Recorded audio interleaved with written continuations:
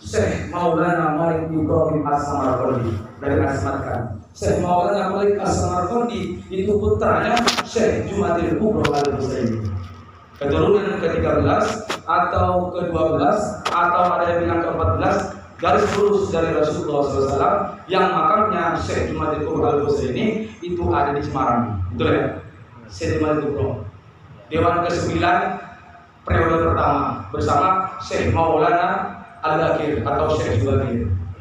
Beliaulah yang menurunkan wali-wali setanah Jawa dari berkat datangnya beliau dari negeri Timur Tengah ke tanah Jawa, yaitu Syekh Jumadil Kubro Al-Husaini, menurunkan Sunan Ampel, menurunkan Sunan Bonang dan seluruh aulia-aulianya Allah yang ada di tanah Jawa. Jadi saya datang, katanya leluhur saya yang kalau di sana itu namanya Said Abdurrahman, makamnya ada di daerah saya. Katanya begini bahasa Jawa campur Indonesia. Nah, karena saya kan jarang sholat. Kalau kamu ingin sugih, selamat dunia akhirat, datang ke sana. Katanya begitu. Maaf ya, tangan kiri, saya taruh HP dulu, pakai tangan kanan aja. Nih, ini cerita spiritual. Kalau ceramah sudah paham semua ya. Fadilah sorban juga sudah tahu. Katanya, biar semangat kita ngaji syahadat. Nah, katanya beliau, mudah-mudahan beliau selalu membimbing saya ya, ngaji syahadat bersama Sayyidina Muhammad. Doakan saya hadir ya. Kata beliau, Said Abdurrahman, kalau di tempat saya namanya Sunan Wirokromo. Dia masuk berjuang membela tanah Indonesia dalam Kesultanan Madura Soca di tingkat 1. Kemudian melahirkan sampai Soca di tingkat 3, namanya Joko Dole. Jadi Joko Dole itu masih turun Said. Singkatnya begitu. Said Abdurrahman, kalau di kampung saya namanya Sunan Wirokromo. Kalau dalam nama radennya namanya Arya Bongjiwo. Beliau datang. Nah, kalau pengen sugi selamat di akhirat, datang ke sana. Saya nggak ngerti itu mimpi apa. Saya kira itu mimpi bunga tidur. Tapi setiap waktu, sebulan 2 kali, sebulan 3 kali, selama 6 bulan beliau hadir. Bahkan kadang setengahnya tanah sambil megang punggung. Nah, kalau kau pengen sugi selamat dunia akhirat, datang ke sana. Saya nanya, datang ke sana itu kemana?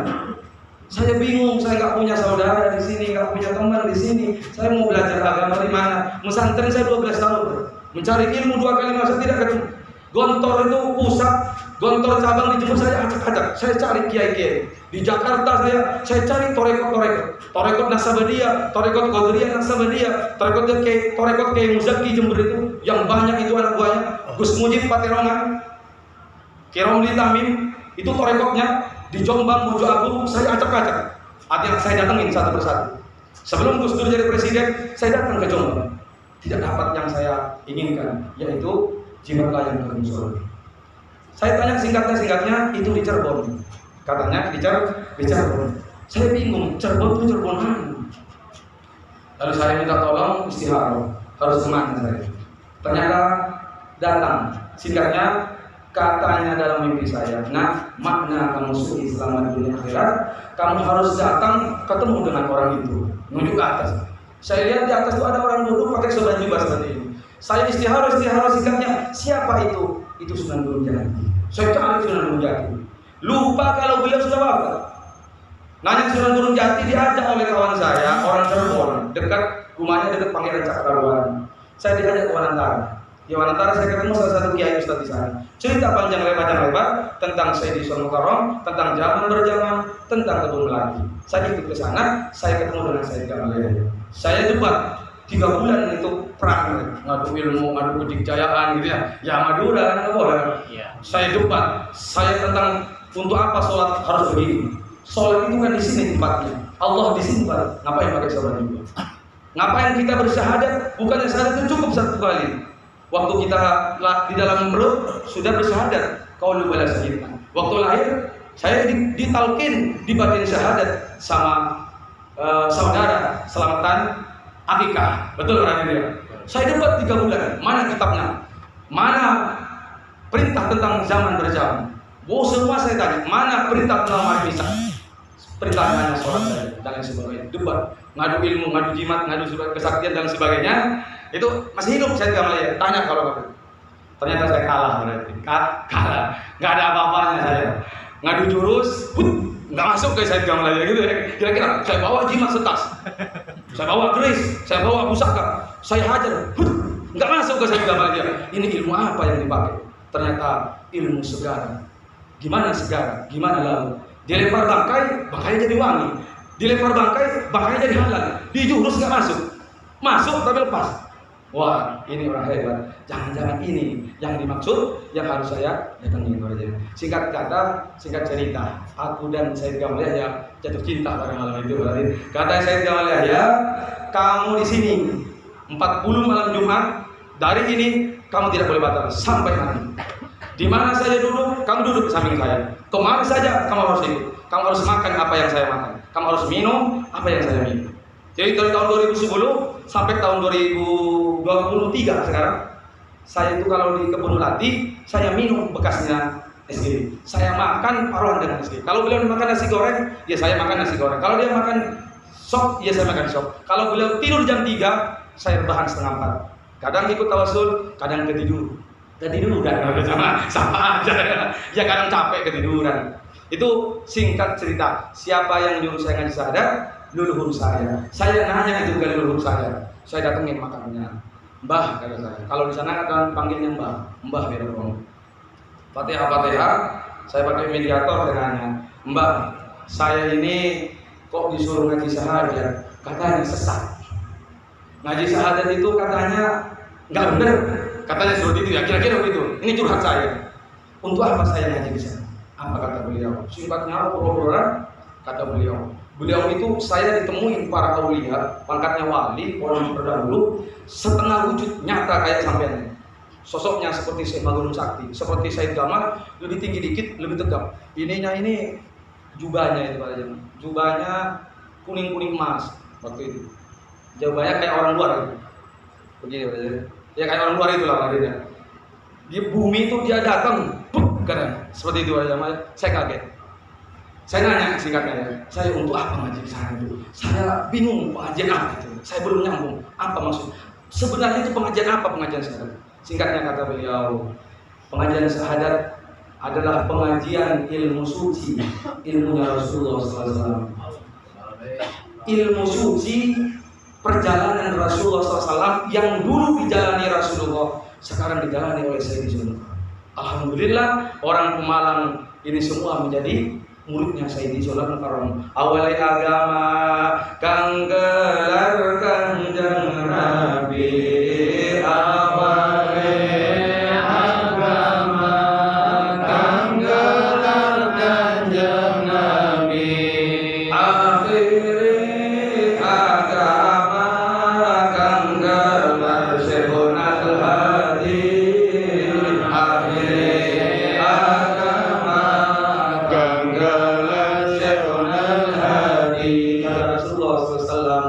awal dini wa akhiru dini ay min dzurriyyati. Awal agamaku ya aku, akhir agamaku artinya di akhir zaman ya aku yang harus diikuti. Ay min dzurriyyati artinya dari anak keturunanku. Barang siapa yang bersyahadat langsung di depan Rasulullah SAW, baiat 2 kalimat syahadat di depan Rasulullah SAW, kata Rasulullah pangkatnya adalah sahabat yadkhuluna al-jannata bighairi hisab, masuk surga. Bahkan mustaqatun fil jannah, dirindukan oleh surga. Sahabat-sahabat itu enggak pernah menginginkan surga. Dia mengatakan, andaikan di surga itu tidak ada engkau wahai Rasulullah, aku mending masuk neraka. Saking cintanya, saking manutnya para sahabat. Tapi surga rindu kepada para sahabat. Barang siapa yang baiat langsung membaca 2 kalimat syahadat di depan Rasulullah, pangkatnya sahabat. Kata Sunan Gunung Jati, barang siapa yang bersyahadat langsung di depan Sunan Gunung Jati, kalau di Jawa Tengah langsung di depan Sunan Kalijogo, maka pangkatnya adalah wali. Lalu kata Sayyidina Sulaiman Karam, barang siapa yang bersyahadat baiat, tekan kontrak, pengen selamat dunia akhirat selamat, membaca dua kalimat syahadat dikawinkan dengan sholawat, maka apa kata Sayyidina Mukarram? Pangkatnya adalah mukmin, mukmin berkualitas wali, wali yang pangkat iman Islamnya seperti sahabat. Alhamdulillah alladzi muridin syekhuna, alhamdulillah jadi muridin syekhuna, kapercaya tambah mulia raina, kapercaya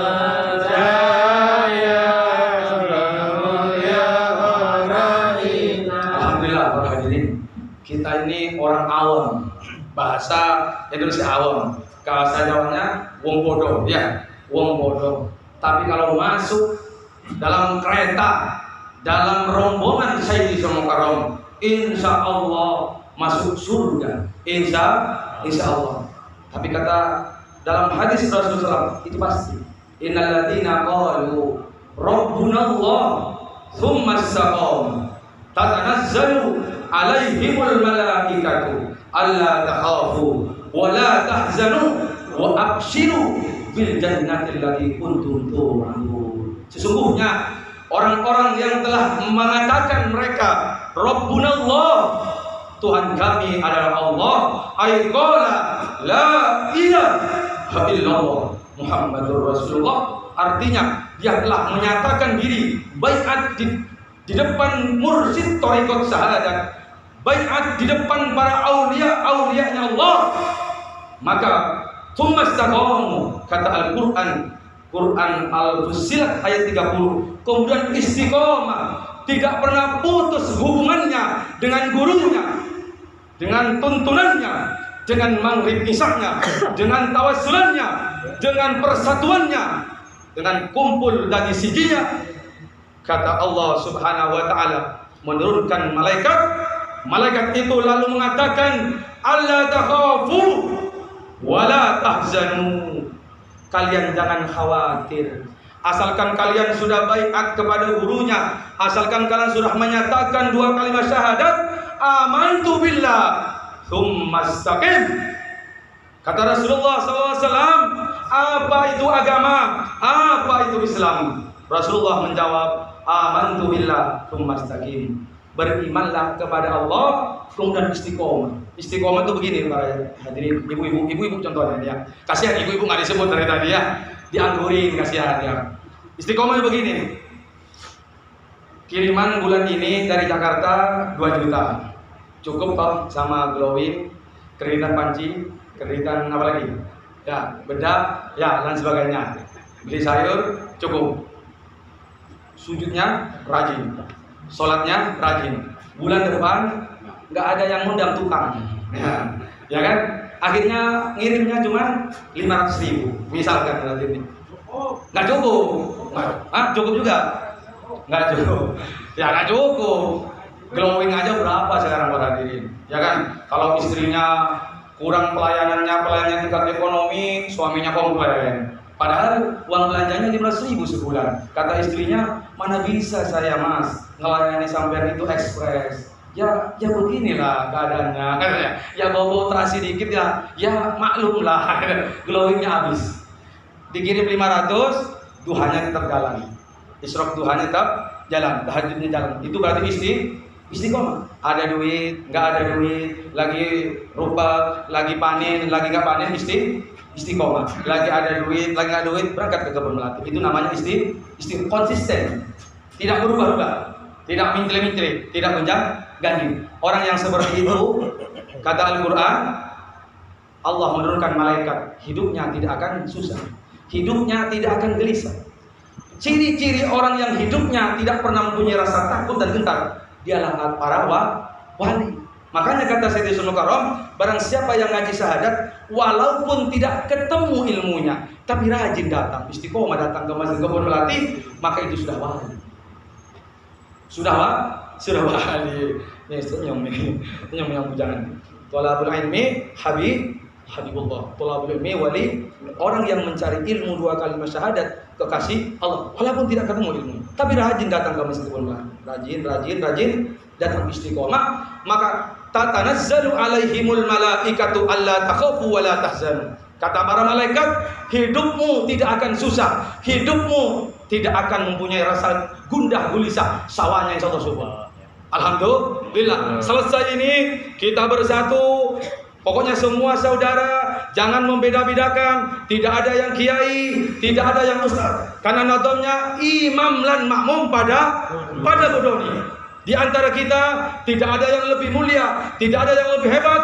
Inna akramakum indallahi atqakum. Orang yang paling mulia di sisi Allah hanyalah takwanya. Bukan jabatannya, bukan karena dipanggil ustadznya, bukan karena dipanggil kiainya, bukan karena punya musola, bukan karena jadi imam tawassul, bukan.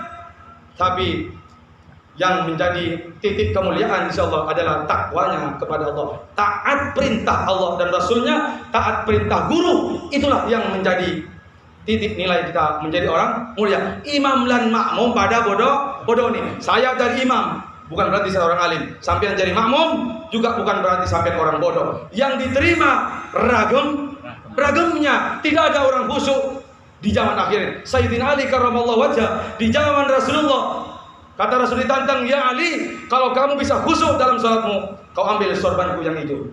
Betul para hadirin? Dari awal khusyuk sampai at-tahiyat, Sayyidina Ali bilang, apa kata saya bilang? Sorban itu milikku, karena aku orang yang khusyuk. Kata Sayyidina Ali, kata Rasulullah, Ali, kau pas tahiyat, setelah baca asyhadu an la ilaha illallah, kamu ingat sorbanku toh? Nggih, Rasulullah. Berarti gagal, tidak ada di dunia ini orang yang sholatnya khusyuk. Apa yang diterima? Ragamnya. Bersatu kembali, istiqomah lagi ke Masjid Kebun Melati. Pokoknya dalam nadam itu eling-elinga Allah Rasuli, cuan pegot sira ganduli. Wahai para jamaah, ingat-ingat, jangan sampai putus hubungan kalian dengan siapa? Dengan Syekhul Mukarram Kebun Melati. Kalau ada seorang kiai, dia cerita tentang kebun kacang, tentang kebun pisang, kebun durian, jangan didengarkan. Kita hanya punya guru Syekhul Mukarram Kebun Melati. Jika ada kiai, ustadz datang ke rumah sarwah jenengan semua, ke rumah kita dan kalian, dia mengatasnamakan kiai ulama, tapi dia mengajak ke kebun kacang, ngajak ke kebun pisang, ngajak ke kebun durian, jangan. Kalian akan dibodoh, sawahnya akan rusak. Kenapa? Karena tidak akan sampai kepada Sayyidina Mukarram. Sayyidina Mukarram punya kantor namanya Kebun Melati. Itu pegangan kita. Kebun Melati yang bagaimana? Kebun Melati yang lagi gelar syahadat.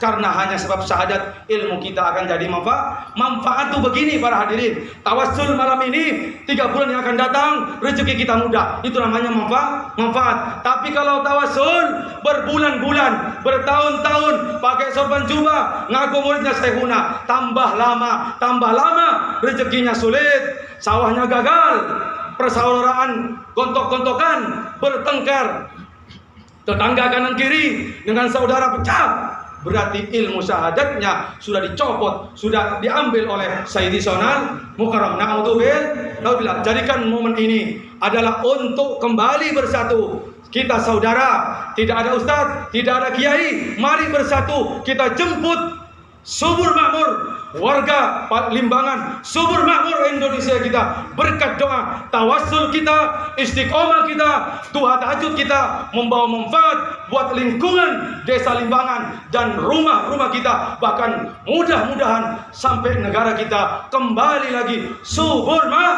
makmur para hadirin.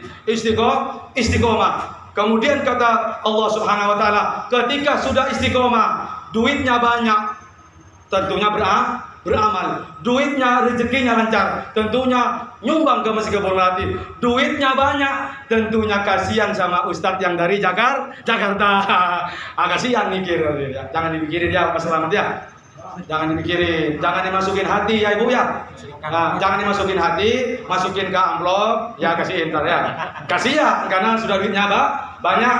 Malam ini inti kita tawassul, bersatu kembali, belajar istiqomah lagi, datang ke Masjid Kebun Melati. Kata Imam Syekh Alauddin Al-Afdhar, beliau mengatakan bahwasanya seorang murid jika mempunyai guru tidak cukup hanya mengatakan aku cinta Habib Umar, aku cinta Habib Ismail, aku cinta Said Kamal Yahya. Tidak cukup.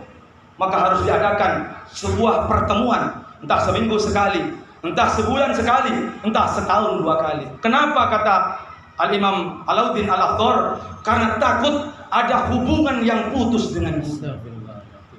Karena takut ada hubungan yang putus dengan Rasulullah. Karena takut ada hubungan rasa yang putus dengan Allah Subhanahu wa ta'ala. Karena yang tahu hubungan kita putus atau enggak hanyalah seorang guru mursyid yang ma'rifatullah. Makanya setelah wafatnya Sayyidi Sulaiman Mukarram, Sayyidi Sulaiman Mukarram hanya menggelar ilmu syahadat. Kalau ibarat bangunan, Sayyidi Sulaiman Mukarram, Sayyid Umar hanya bikin babat tanah alas.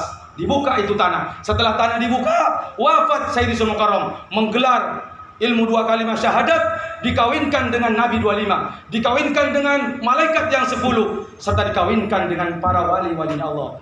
Kemudian selesai, ibarat kata bangunan, selesai bersih itu tanah. Kemudian wafat Sayyidi Sulaiman Mukarram, lahir putranya namanya Said Ismail atau Aba Mail. Betul para hadirin? Kemudian untuk apa beliau lahir? Untuk melanjutkan pembangunan yang terputus, yang belum selesai di zamannya Sayyidi Sulaiman Mukarram. Apa yang beliau ajarkan, apa yang beliau bangun adalah tiang-tiang bangunan, namanya syarat rukun syahadat. Sudah tahu belum para hadirin? Enggak tahu ya? Syarat rukun syahadat enggak tahu. Kalau orang tidak tahu syarat rukun sholat, sholatnya sah nggak kira-kira hadirin? Nggak sah. Kalau orang tidak tahu syarat rukun puasa, syarat rukun haji, hajinya sah nggak kira-kira hadirin? Tidak sah. Kalau kita tidak tahu syarat rukun syahadat, lalu bagaimana syahadatnya? Kalau syahadatnya batal, ibadah nggak diterima. Kalau syahadatnya batal, tekan kontrak hubungan dengan guru, batal. Sawahnya tidak jadi, rezeki sulit. Suami merantau digoda sama janda. Naudzubillah. Suami digoda janda, Bu. Di Jakarta bukan suami ibu, tapi suami tetangga saya. Kenapa? Karena hilang hubungannya. Baiat. Kita ini kan baiat terakhir. Baiat itu kalau bahasa perusahaan adalah tekan kontrak. Kita tekan kontrak dengan Sayyidi Sulaiman Mukarram. Kalau batal kontraknya, sekejap nitra ati musyrik marang Allah dan suceni maca syahadat eling Allah. Lah, kalau umpamanya hilang syahadatnya, apakah tahu kita? Di akalnya tidak ada syahadatnya, di hatinya tidak ada syahadatnya, dalam kekuatan mencari nafkahnya hilang syahadatnya. Karena Sayyidi Sulaiman Mukarram ngider-ngider maring murid, betul? Ya, nyabut stempel kang tinggal wiridi, kita tinggal tawasulnya, tinggal wiridnya, sibuk cari duit, dicabut stempelnya. Mau apa kita? Surban hanya tinggal surbannya, tawasul hanya tinggal tawasulnya. Setelah tiang didirikan oleh Said Ismail, kalau bahasa perekopnya adalah kita wajib belajar satu rukun syahadat, maka kemudian bangunan menyusul. Namanya di zaman ketiga, yaitu kita harus belajar ilmu ibadah syahadat. Setelah tahu syarat rukun sholat, maka kita harus ibadah sholat. Maka setelah kita tahu satu rukun syahadat, kita wajib belajar lagi ilmu ibadah syahadat. Cuma saya tanya ya, ini 5 menit lagi saya tanya. Kalau sholat, ibadahnya bagaimana? Allahu Akbar itu ya. Assalamualaikum, assalamualaikum. Kalau haus minum dulu ya. Berapa boleh? Nih sholat. Kalau sholat nih ibadahnya Allahu Akbar ya. Ada kiblat tapi ya. Kiblat gini ya. Ini sholat. Allahu Akbar. Baca ini. Assalamualaikum. Betul kan ya? Ibadah sholat. Kalau ibadah puasa, nawaitu shoma ghadin anadai dari sebelum subuh sampai maghrib, betul ya? Tidak boleh minum, tidak boleh ini, tidak boleh cium istri, tidak boleh goda-goda istri, tidak boleh gigit ya, nggak boleh kelonan, betul ya? Di siang hari, di malam hari boleh. Itu ibadahnya puasa. Ibadah zakatnya berapa para diri? 3 kilo 2 on ya. 3 kilo 2 on sekarang ya. 2,5 udah hilang ya, hilang udah. 3 kilo 2 on dikasihkan kepada 8 golongan, fakir miskin, gharib, orang yang banyak hutang itu ya. Di sini ada orang yang banyak hutang, kasih aja nggak apa-apa. Terus Ibnu Sabil, kiai, ustadz yang nggak dibayar tuh. Jadi saya ini kalau mau terima boleh. Terus saya ceramah nggak pernah dikasih duit, boleh, tapi nggak usah, fakir miskin aja. Itu zakat. Kalau haji bayar ke itu ONH itu ya, bayar ke mana? Ke Menteri Agama. Dikelola pada waktunya dipanggil. Datang ke Mekah, datang ke Madinah. Di Mekah minimal selain sa'i, lepas jumroh ya, minimal labbaik Allahumma labbaik, itu keliling Ka'bah itu. Ya, betul nggak ya? Di Madinah minimal ini ibadah haji. Itu wassalatu wassalamu alaika ya sayyidi Rasulullah. Kalau tidak bisa langsung ke makam, itu minimal. Itu ibadahnya. Paham para jamaah? Salat begini. Assalamualaikum. Puasa tidak makan, tidak minum. Sama sebagainya. Zakat masih 3 kilo doon dibagikan kepada fakir miskin dan seterusnya. Zakat datang ke Mekah ke Madinah.